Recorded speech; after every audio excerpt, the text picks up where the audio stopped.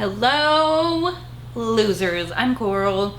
Welcome to my channel. If you're joining me for the first time, welcome. I mostly read things that are spooky and strange and disturbing.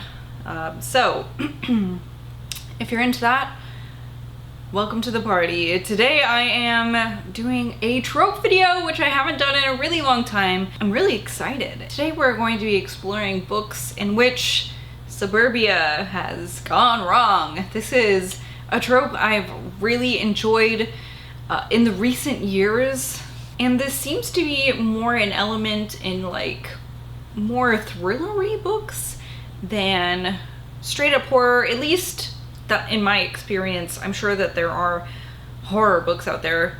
There is one on this list that I think is like a horror comedy for sure, but the other three here definitely more thriller if we're being sticklers, but ones that I really enjoyed. In the past I've tried to do 2 more vintage reads and 2 more modern. However, I really have not seen this trope in any vintage books that I've read so far. So we're in the modern realm this time for this trope. But let me know if you have read. I'm sure if I really thought about it, I'm sure I could find some maybe, but I didn't. I actually was just thinking about it today. I finished a book last week that fits into this perfectly, although I'm not going to be talking about it because I talked about it in my wrap-up. But it is A Better World by Sarah Langan, so honorary mention for that. And I was like, oh my gosh, I really love that trope. What are some other books like that? And there were, 4 others that I, picked up out of my bookshelf that fit this well. And so this was just kind of a really quick decision, one that I didn't have to read books for this time. That's kind of why I haven't done these trope videos in a while, because I've been mood reading more and planning out and doing less of like planning out my TBR months ahead of time to read books for content, which is okay. I used to do that a lot, but I definitely read more when I kind of read what I want to read when I want to read it. So, but on to the content. First, I'm going to be talking about a book that I read as an ARC.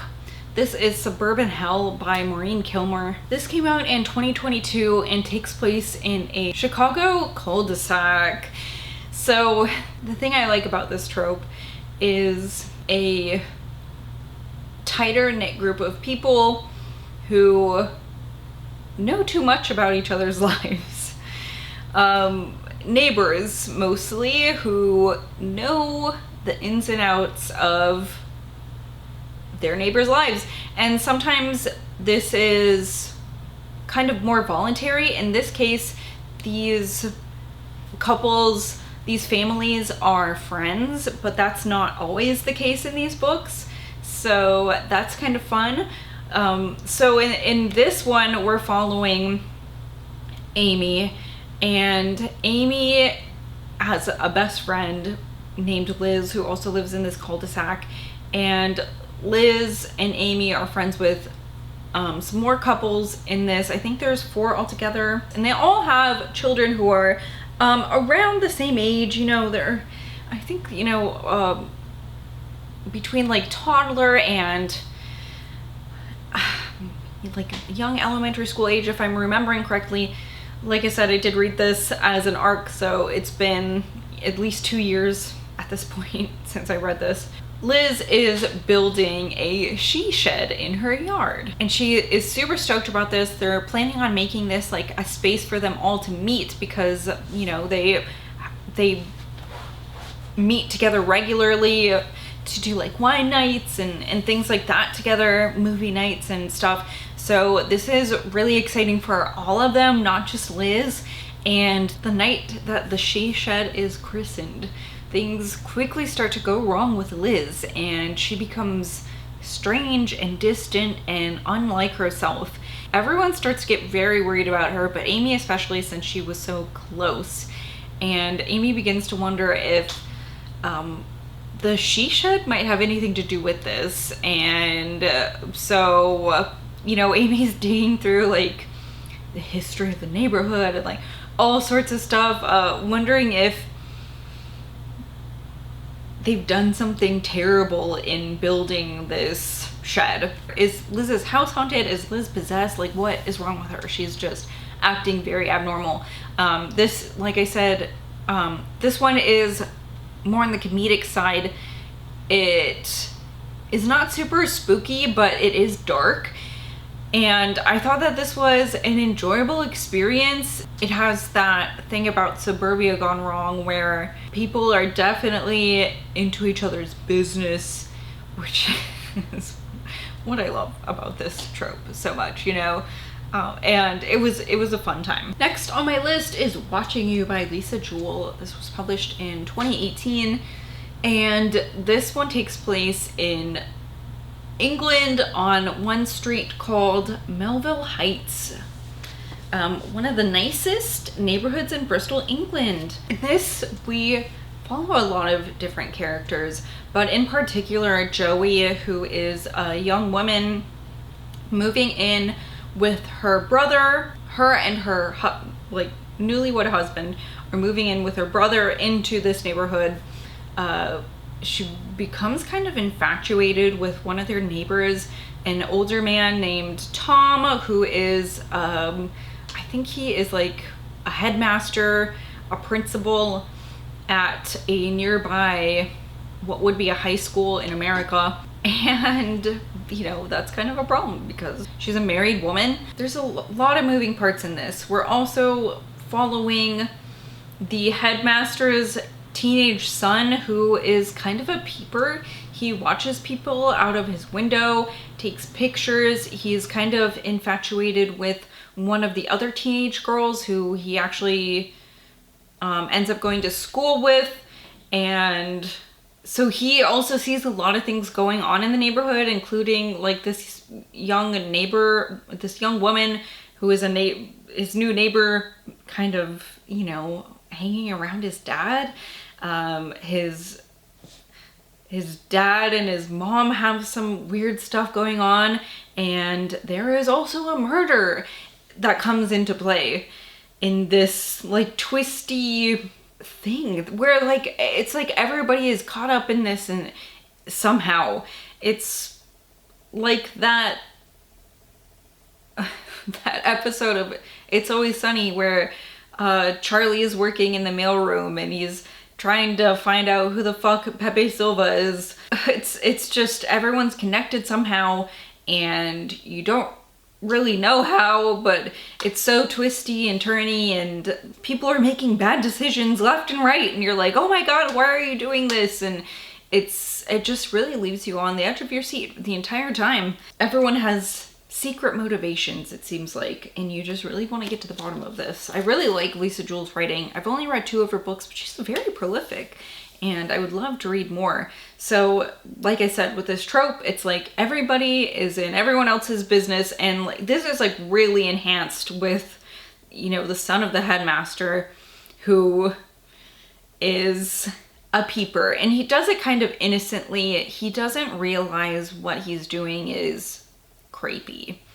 So he's not doing it as anything that's really like sexually motivated or anything like that. It's not necessarily innocent in itself, but his motivations aren't necessarily sinister. But this thing where the neighbors know each other's business is really, like I said, it's like really escalated, really, you know, a ladder rung above the normal. Like, you just see your neighbor grabbing their mail, or you might see somebody stopping by over and over again, like, oh, what's that red car doing at so-and-so's house again?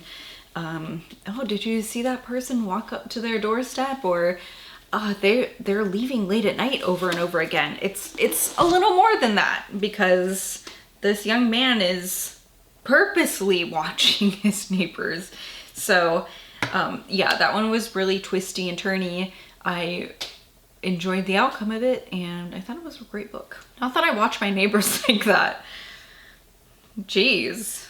Next on my list of Suburbia Gone Wrong, we have The Whispers by Ashley Audrain.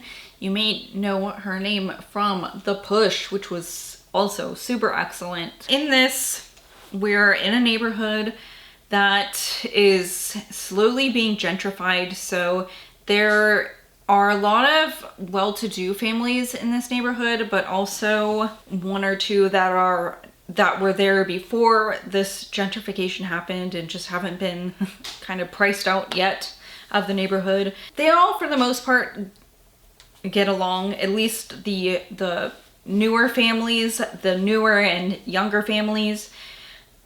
But there's definitely like a boss bitch in this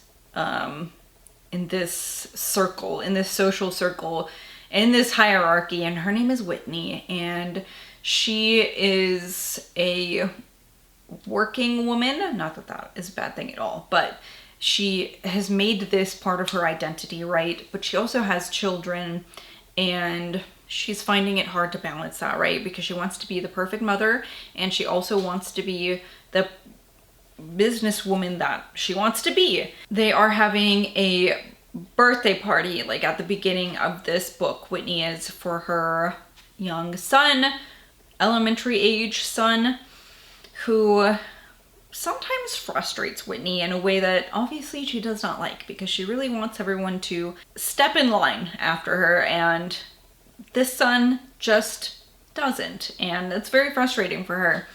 And her and the son are in the house. She is loudly disciplining the son and doesn't realize that the window is open and everyone at the party out on the lawn can hear this, and it kind of like shocks the neighborhood hearing her talk to her son the way that she is.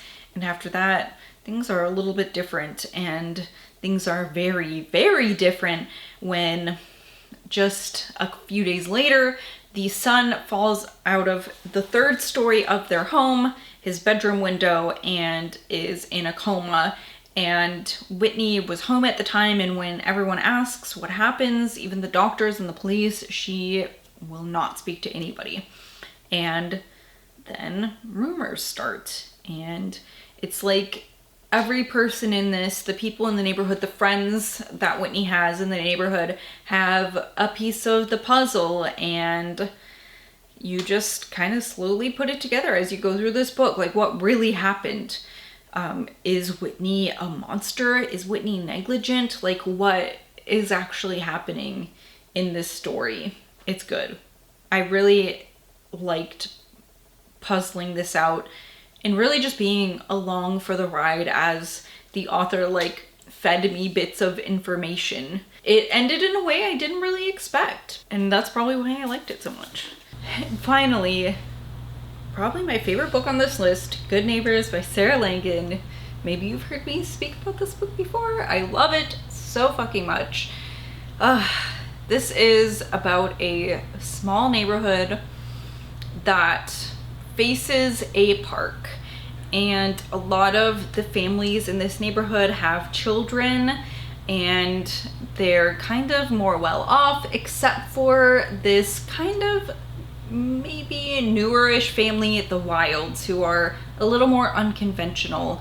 The father was in some sort of like rock band at some point, and the mother is from like New York, and she is a less conventional looking mother than others, kind of a more blonde bombshell looking mom.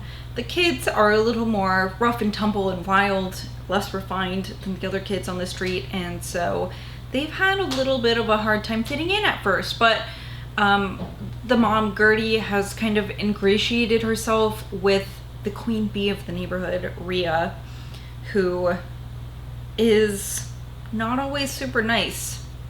And it's like, if you don't get in good with her, I don't know what you're gonna do. So Gertie is grateful, kind of, when Rhea is, I don't know, nice enough to offer her friendship. And unfortunately though, a conversation happens between them and things are quickly shut down. And then soon after that, at this park, a giant sinkhole opens up and Rhea's daughter falls in. And after that, Rhea starts this rumor that the father of the Wild family, Arlo, so Gertie's husband, had been touching her daughter inappropriately. The daughter who fell into the sinkhole, and she had been running away from him when she fell into the sinkhole, and like, this is why that happened.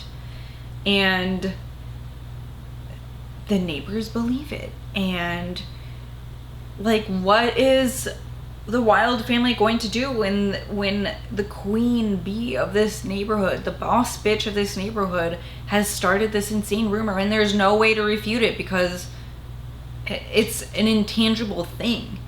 And the only I guess, unfortunately, the only tangible evidence is falling down this fucking sinkhole. So it's a he said, she said situation. Why would Rhea make this up? You don't know. Very quickly, the neighborhood seeks retribution against the Wilds for this thing that supposedly happened. Man, this book is sad and dark and funny. It's so fucking good. If you pick up any books on this list, I am recommending you pick up Good Neighbors. And also probably A Better World that Sarah Langan also wrote. That came out this year. It's just so fucking good.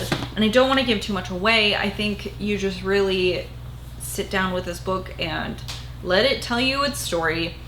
It's so good. So those are 4 books of Suburbia gone wrong. I'd love to know if you have any other examples of this. This is a trope I really, really enjoy. Otherwise, that is all I have for you today. Thank you so much for watching. I will see you later. Goodbye.